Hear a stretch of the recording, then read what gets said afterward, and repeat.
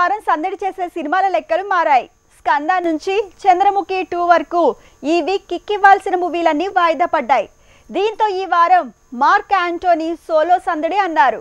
కానీ ఈ డబ్బింగ్ సినిమాకు పోటీ ఇచ్చేందుకు 2 లోకల్ మూవీలు రంగంలోకి దిగుతున్నాయి. టాలీవుడ్ లో ఈ వారం 3 సినిమాలు బాక్స్ ఆఫీస్ లో సందడి చేయబోతున్నాయి. అందులో ఒకటి తమిళ డబ్బింగ్ సినిమా అయితే మిగతా 2 తెలుగు మూవీస్.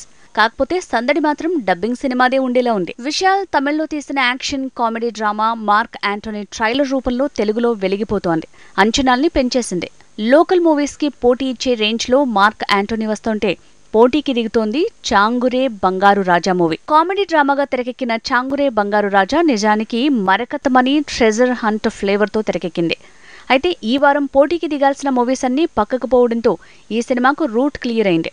అయితే ఈ వారమే కాదు ఆ తర్వాతి వారం కూడా తెలుగు సినిమాకు పోటీ తమిళ మూవీనే అనేలా చంద్రముఖి 2 సెప్టెంబర్ 28కి వాయిదా పడింది. రాఘవ లారెన్స్ కంగనా రనౌత్ కాంబినేషన్ లో తెరకెక్కిన చంద్రముఖి 2 ఈ వారం రావాల్సిన మూవీ. కానీ గ్రాఫిక్స్ డిలే కారణంగా 28కి వాయిదా వేశారు.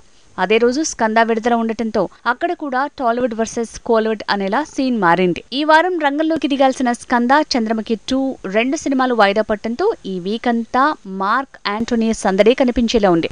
అయితే చాంగురే బంగారు రాజాతో పాటు రామన్న యూత్ మూవీ కూడా మార్క్ యాంటోనీకి పోటీగా వచ్చేందుకు సిద్ధమైంది.